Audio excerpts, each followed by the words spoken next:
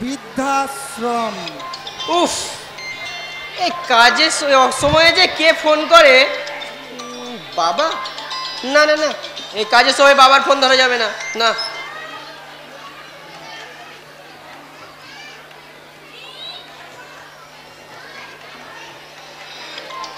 উফ,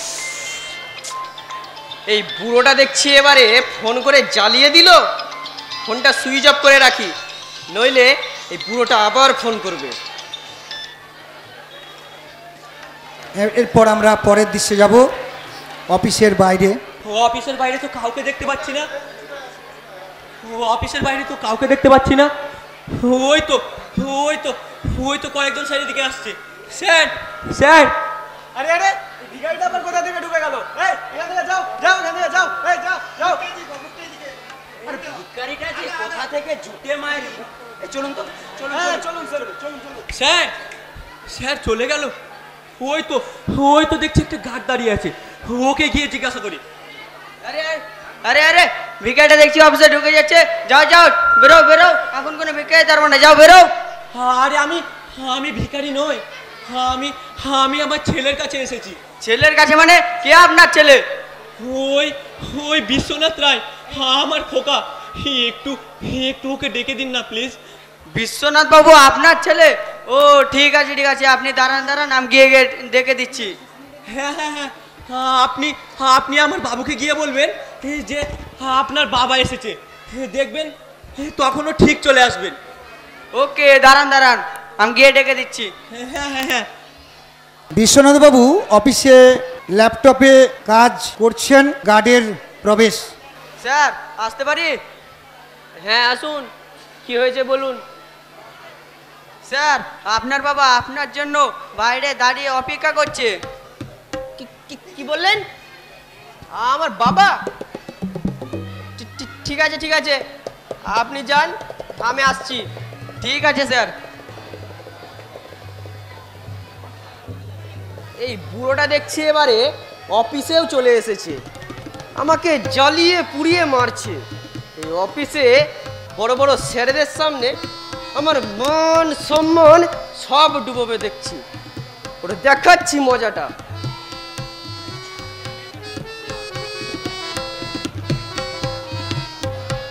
আমার খোকা কোথায়? আমার খোকা এখনো আসছে না কেন? আমার খোকা কোথায়? এখনো আসছে না কেন আমার খোকা? এই তো আমার খোকা চলে এসেছে। এই নে খোকা, এই নে এই টিফিনের বাক্সটা নে। তোমাকে কতবার বলেছি না আমার এই অফিসে আসবে না? এই অফিসে স্টাফরা যদি দেখে এটা আমার বাবা, তাহলে আমার মান সম্মান কোথায় যাবে বলো তো? হ্যাঁ আসলে খোকা, তুই যখন অফিসে আসছিলি তখন তাড়াহুড়োতে এই বাক্সটা ফেলে এসেছিলি। তোকে ফোন করছিলাম কিন্তু তুই ফোনটা কেটে দিচ্ছিলি, তাই তোর অফিসে চলে এলাম। এই নে খোকা, এই নে এই বাক্সটা নে, কিছু খেয়ে নে খোকা। রাখো তোমার টিফিনের বাক্স, তুমি যাও এখন এখান থেকে, আমি বাইরে ক্যান্টিন থেকে খেয়ে নেবো। যাও এখান থেকে। কিন্তু খোকা এই বাক্সটা। তোকে বললাম না এখান থেকে যাও, যাও এখান থেকে। বিশ্বনাথ বাবু যে অফিসের বাইরে দাঁড়িয়ে ভিখারিদের সাথে কি এমন জরুরি কথা হচ্ছে তোমার? আরে ভিখারিটাকেও কি 1-2 টাকা দিয়েও কি সন্তুষ্ট হচ্ছে না? দাঁড়াও, আমি দারোয়ানকে ডাকছি, ওকে ঘাড় ধাক্কা দিয়ে বার করে দিবে। দারোয়ান দারোয়ান। আরে দাঁড়ান দাঁড়ান দাঁড়ান দাঁড়ান, দারোয়ানকে ডাকবার দরকার নেই, উনি ভিখারি নন। উনি ভিখারি নন? তাহলে উনি কে?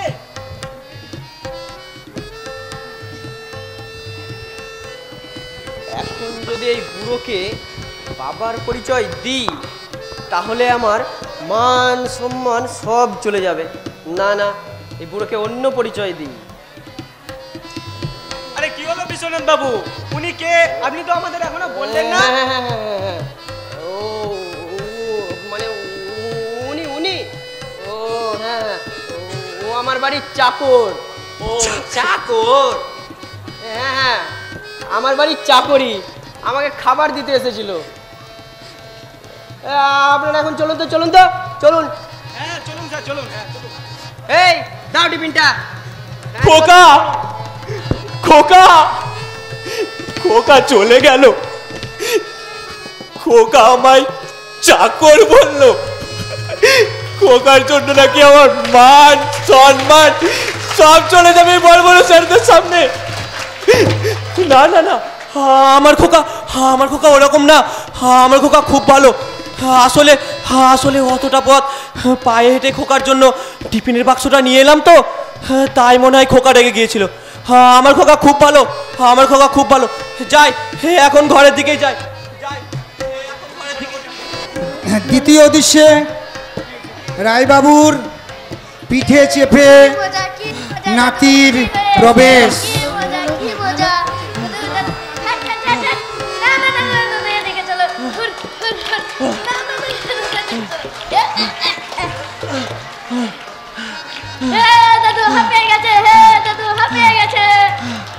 আরে দাদু ভাই, কয়েকদিন থেকে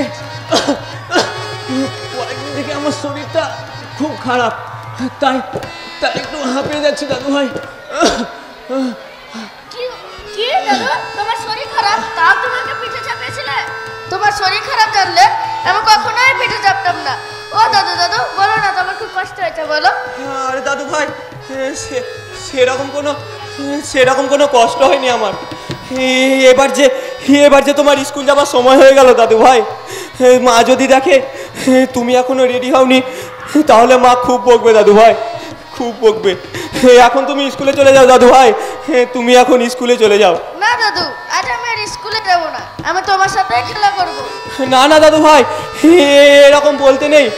তুমি আগে স্কুলে যাও, স্কুল থেকে এসে তারপরে তুমি আমি একসঙ্গে খেলবো, কেমন? আমার সাথে খেলবে তো দাদু? কথা দিচ্ছ তো দাদু? হ্যাঁ কথা দিচ্ছি, একেবারে পাক্কা, এই কথা দিলাম।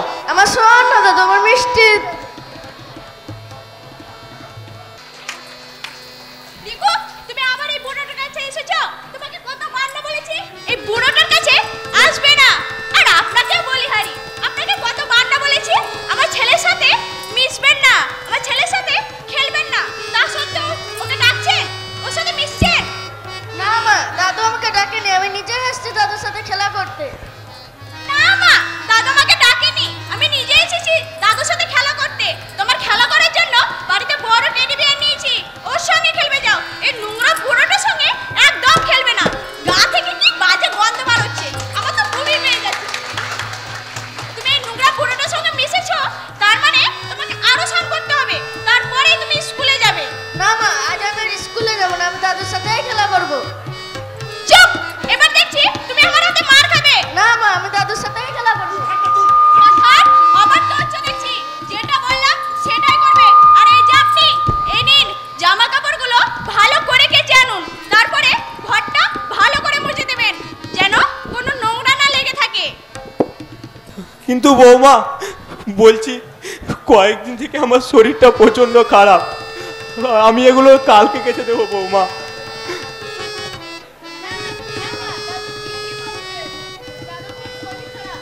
হ্যাঁ মা, দাদু ঠিকই বলছে, দাদু শরীরটা না খুবই খারাপ। এই শোনো, তোমাকে আর রহে না আর ওকলতি করতে হবে না। আর আপনার শরীর খারাপ তো আমি কি করব? তিনবেলা যখন আমাদের অন্ন ধ্বংস করেন তখন মনে থাকে না এখন শরীর খারাপের বাহানা দেওয়া হচ্ছে। আগে জামা কাপড়গুলো ভালো করে কেচে আনবেন, তারপরে আপনাকে খেতে দেওয়া হবে, নইলে আজকে সারাটা দিন আপনি উপোস দিয়ে থাকবেন। বৌমা, আমার কথাটা শোনো বৌমা, কয়েকদিন থেকে আমার শরীরটা প্রচন্ড খারাপ, আর আমি এখন কি করে এগুলো কাচবো? কিন্তু বৌমা, কোনো কিন্তু না। আর হ্যাঁ, আজকে আমার ভাই বিদেশ থেকে আমাদের বাড়ি এসেছে। আমাদের খাওয়ার সময় আপনাকে যেন ধারে পাশে না দেখি। যদি আপনার ওই গায়ের দুর্গন্ধ বার হয়, আমার ভাইকে তো আর খাবে না। আপনার জন্য আমার ভাইয়ের সেবায় যেন কোনো ত্রুটি না হয়, আসবেন না বলে দিচ্ছি। আর হ্যাঁ, এই জামা কাপড়গুলো ভালো করে কেচে আনুন। চল রিকো, স্কুলে দেরি হয়ে গেছে। বৌমা, আমার কথাটা শোনো বৌমা।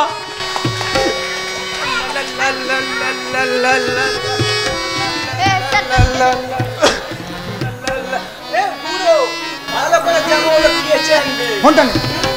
কি গন্ধ, নন। যাই।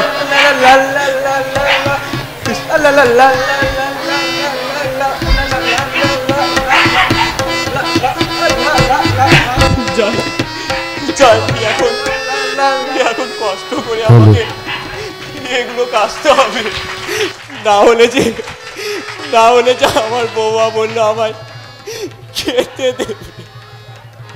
খেতে দেবে না। যাই এখন এগুলো কষ্ট করে কেচে নিয়ে আসি, আমাকে এখন এগুলো কাচতে হবে। যাই এগুলো এখন কেচে নিয়ে আসি। এর পরের দৃশ্যে বিশ্বনাথ, বৌমা ও টমির প্রবেশ। হ্যাঁ গো, শুনছো? বলছি ভাই যে বিদেশ থেকে এই টমেটোকে নিয়ে এসেছে, একে কোথায় রাখা যায় বলো তো? সেটাই তো ভাবছি গো, কোথায় রাখা যায় বলো তো? কেন, তোমার বাবা যেই ঘরটাতে থাকে সেই ঘরটাতে রাখা যায় টমিকে? কথাটা তুমি ঠিকই বলেছো, তাহলে আজ থেকে ওই ঘরটাতেই রাখবো টমিকে। যাও এখনই রেখে এসো টমিকে, যাও। হ্যাঁ দাও টমিকে দাও। যা টমি যা, আমার সোনা টমি যা। এই দৃশ্যে রুমের মধ্যে রায়বাবু শুয়ে আছেন। অনেক রাত হয়ে গেছে, এখন শুয়ে পড়ি এখানে।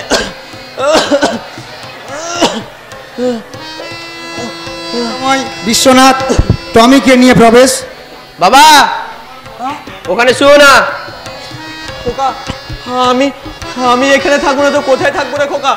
না, এখানে আজ থেকে টমি থাকবে। কিন্তু খোকা, আমি তাহলে কোথায় থাকবো রে খোকা? আর বাইরে যে প্রচন্ড ঠান্ডা, আমি বাইরে কি করে থাকবো রে খোকা? না, তুমি ওই যে বারান্দায় ওখানে শুয়ে যাবে। এটা তো দামি কুকুর, একে তো আর বাইরে রাখা যায় না, তাই আজ থেকে টমি তোমার ঘরেই থাকবে। কিন্তু খোকা, কয়েকদিন থেকে আমার শরীরটা প্রচন্ড খারাপ, আর বাইরে প্রচন্ড ঠান্ডা। আমি এখন বাইরে কি করে শোবো রে খোকা? আমি এখন বাইরে কি করে শোবো? ও গায়ে একটা কম্বল ঢাকা নিয়ে শুয়ে পড়বে, দেখবে আরো ঠান্ডা লাগবে না। টমিকে এখানে রেখে গেলাম, তুমি বাইরে শুয়ে যেও। চললাম। খোকা চলে গেল। খোকা, আমার চেয়ে এই কুকুরটার দাম বেশি হয়ে গেল খোকার কাছে। আমি ঘরের এত বড় বোঝা যে খোকা আমার বাইরের বারান্দায় শুতে বললো। যাই দেখি এখন ঠান্ডায় আমাকে বাইরের বারান্দায় শুতে হবে। যাই এখন ঠান্ডায় বাইরের বারান্দায় শোয়। কি ঠান্ডা।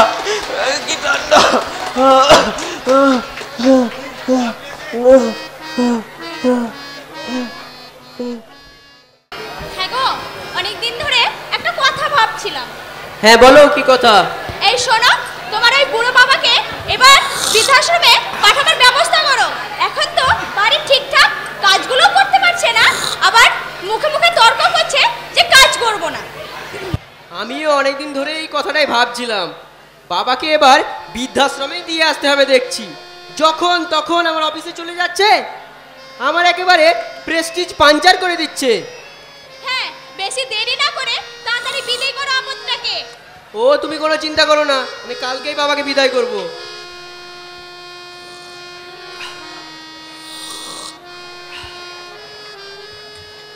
পরের দিন বৃদ্ধাশ্রমে রায়বাবুকে বিশ্বনাথ বৃদ্ধাশ্রমে নিয়ে আসছে। বিশ্বনাথ বাবুর হাতে জামা কাপড়ের পোটলা। তুই আমাকে কোথায় আনলি রে খোকা? এখানে আনলি কেন তুই আমাকে? বৃদ্ধাশ্রমে বাবা। বৃদ্ধাশ্রম মানে? আজ থেকে তুমি এই বৃদ্ধাশ্রমেই থাকবে, আমাদের সঙ্গে আর থাকবে না। আর এই নাও তোমার জিনিসপত্রগুলো। কিন্তু খোকা, তুই এসব কি বলছিস রে খোকা? আমি যে তোকে ছাড়া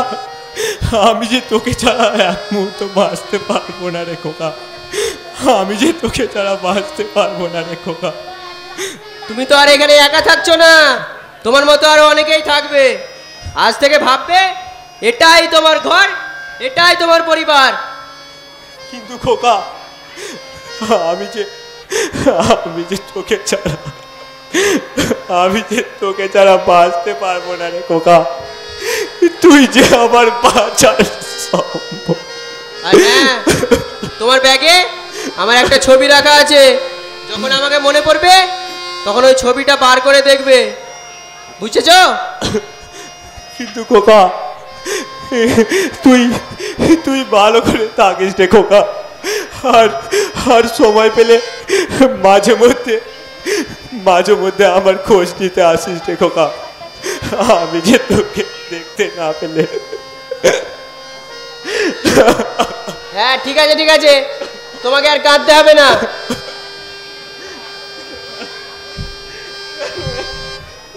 এই যে অঞ্জন বাবু, দেখছি চলে এসেছেন।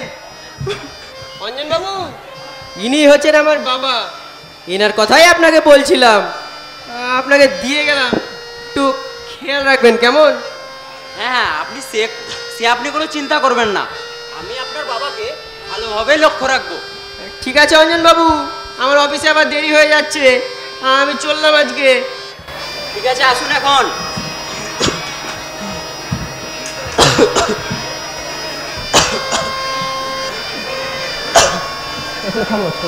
আরে রাই বাবু, আপনি এখানে?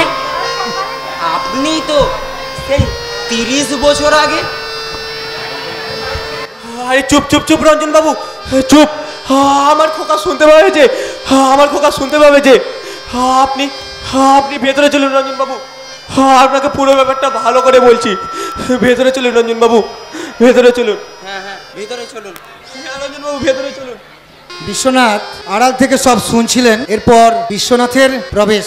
বাবার সাথে অঞ্জনবাবু এমনভাবে কথা বলছিলেন যেন অনেকদিন আগের থেকেই তিনি আমার বাবাকে চেনেন। দেখি পরের বার যখন আসবো তখন একবার অঞ্জনবাবুকে জিজ্ঞাসা করে যাব উনি আমার বাবাকে চেনেন কিনা। পরের দৃশ্য, টেবিলে বসে আছেন, মনোযোগ সহকারে ছেলের ছবি দেখছেন। টেবিলে কেক রাখা আছে। সেই সময় অঞ্জন বাবুর প্রবেশ।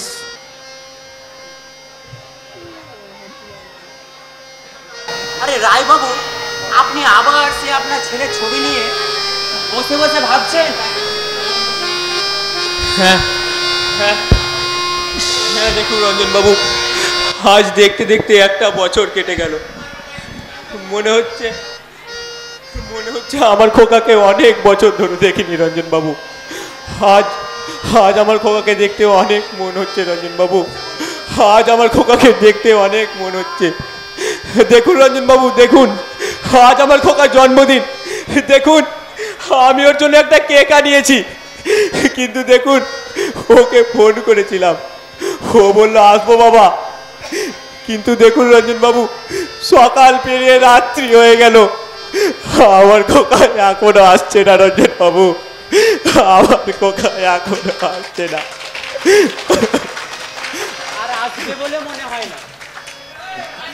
না খোকা, না, আমার খোকাকে অনেকবার ফোন করেছিলাম, দিয়ে বললো বাবা আমি কালকে যাব, বাবা তুমি কোনো চিন্তা করিও না বাবা, আমি কালকে যাব। সে হয়তো তোমাকে সান্ত্বনা দেওয়ার জন্যই বলেছিল। এবার আপনি ছেলের কথা না ভেবে শুয়ে পড়ুন তো, অনেক রাত্রি হয়ে গেল। আর হ্যাঁ, সময় মতো ওষুধগুলো খেয়ে নেবেন। কিন্তু রঞ্জন বাবু, আমি আমার খোকাকে অনেক ভালোবাসি রঞ্জন বাবু। আমি আমার খোকাকে অনেক কষ্টে মানুষের মতো মানুষ করেছি, অনেক কষ্টে ইঞ্জিনিয়ারিং করিয়েছি রঞ্জন বাবু। আমি ওকে কি করে ভুলে যাই, আমি ওকে কি করে ভুলে যাই? আমি যে ওকে অনেক ভালোবাসি রঞ্জন বাবু, আমি যে ওকে অনেক ভালোবাসি। রায় বাবু, এই দুনিয়া স্বার্থের দুনিয়া, স্বার্থ ফুরালে কেউ কারো নয় রায় বাবু, কেউ কারো নয়। আপনার খোকা সে এখন অনেক বড় হয়ে গেছে, তাই হয়তো আপনাকে ভুলে গেছে। এবার আপনি ছেলের কথা না ভেবে শুয়ে পড়ুন তো, অনেক রাত্রি হয়ে গেল। আর হ্যাঁ, আমি এখন আসছি। কিন্তু খোকা তুই কি আর সত্যি আর কোনোদিন আসবি না আমার কাছে? আর কোনোদিন আসবি না তুই তোর বাবার খোঁজ নিতে। আমি যে তোকে অনেক ভালোবাসি খোকা। আমি যে তোকে ছাড়া একটা বছর কি করে কাটিয়েছি আমি জানি রে খোকা, আমি জানি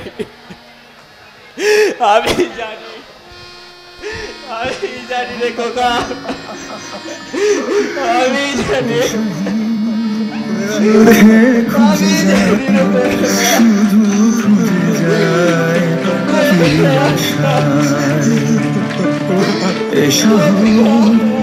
বড় আছে না বসে না।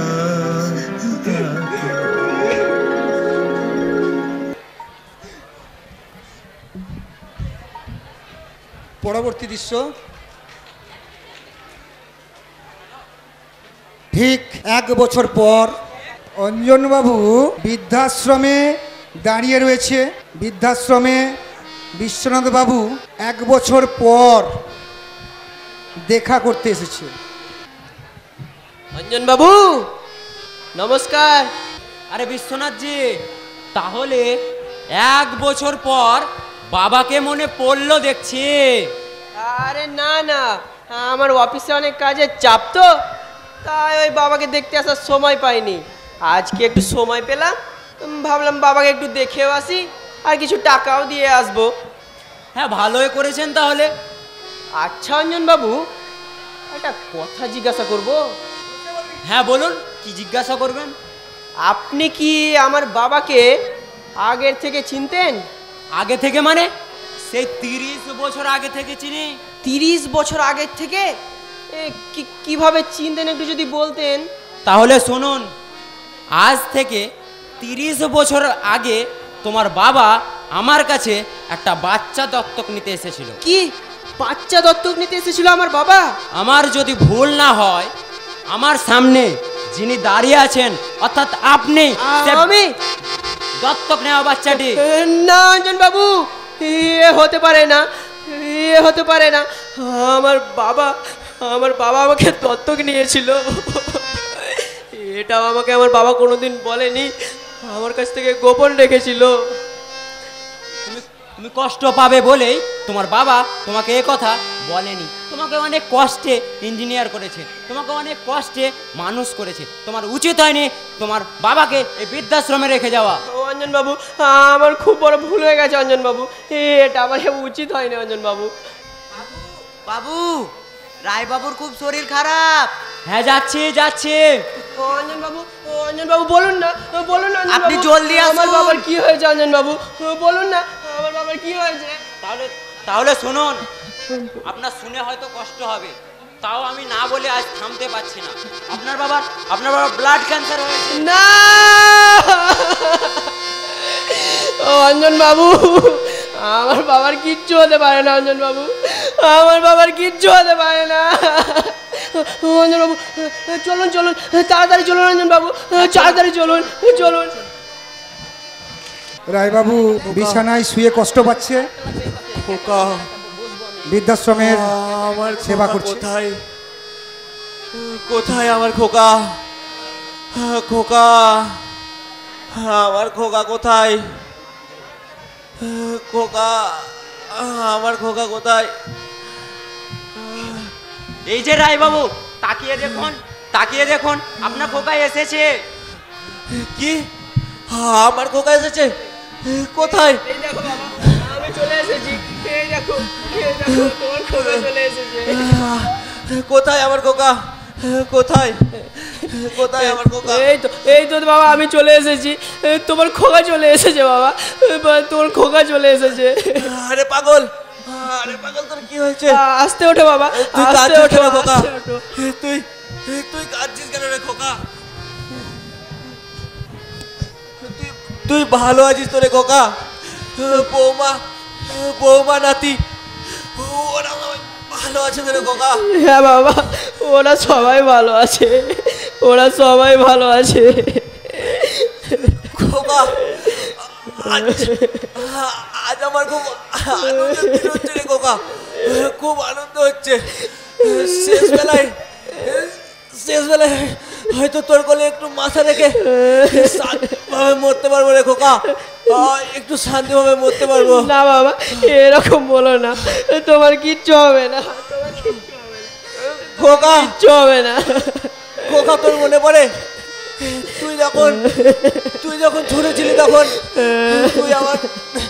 তোকে আমি খাইয়ে দিতাম আর বলতাম আমি যখন থাকবো না তখন থেকে কে খাইয়ে দেবে রে খোকা, আর তুই মুখ ফুলিয়ে কাঁদছিস রে খোকা, তোর মনে পড়ে খোকা?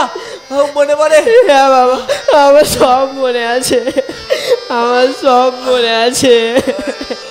খোকা মনে পড়ে ছোটবেলায় যখন তুই আমার কোলে মাথা রেখে ঘুমাতিস, তখন আমি তোকে মাথায় হাত বুলিয়ে দিতাম আর বলতাম আমি যখন থাকবো না তখন তোকে কে হাত বুলিয়ে দেবে রে খোকা, মনে পড়ে? আর আমি একটু শেষ বেলায় তোর কোলে মাথা রেখে শেষ ঘুমোতে চাই রে খোকা, একটু শেষ ঘুমোতে চাই। না বাবা, একটু না বাবা, তোমার কিচ্ছু হবে না, একটু আমার কোলে, একটু আমার মাথায় হাত বুলিয়ে দে রে খোকা। এই তো আমি তোমার মাথায় হাত বুলিয়ে হাত ছুঁয়ে দে। এই তো আমি তোমার মাথায় হাত বুলিয়ে দিচ্ছি। অঞ্জন বাবু, ডাক্তারকে একটু ডাকুন না, আমার বাবার যে খুব কষ্ট হচ্ছে, ডাকুন না অঞ্জন বাবু, ডাকুন না একটু ডাক্তারকে। না রঞ্জন বাবু না, আর ডাক্তার হবে না, আমি মনে হয় বেশিক্ষণ বাঁচবো না অঞ্জন বাবু, আমি মনে হয় বেশিক্ষণ বাঁচবো না। তোমার কিচ্ছু হবে না, আমাকে তুমি ক্ষমা করে দাও বাবা, আমাকে তুমি ক্ষমা করে দাও। আমার তোর ওই বড় বড় ফ্ল্যাটে আমার জন্য একটু জায়গা না হলে স্বর্গে কিন্তু আমার জন্য ঠিকই জায়গা আছে রে খোকা, আমার ঠিকই জায়গা আছে।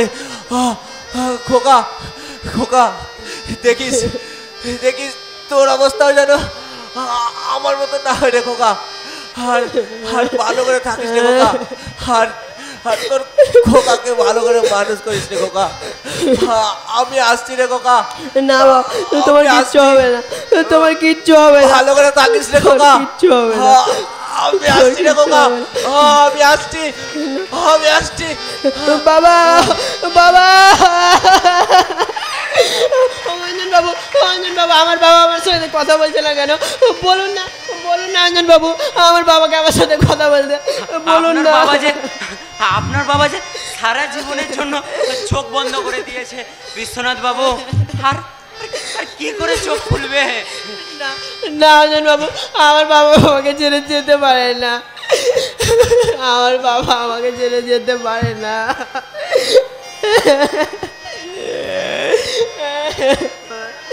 বাবা, বাবা চোখ খোলো, তুমি আমাকে এভাবে ছেড়ে যেতে পারো না। বাবা কথা বলো তুমি।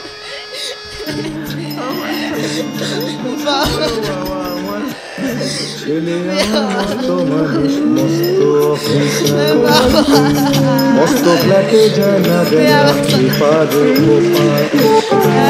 ছেলে আমার মস্ত মানুষ, মস্ত অফিসার, মস্ত ফ্ল্যাটে যায় না দেখা পারে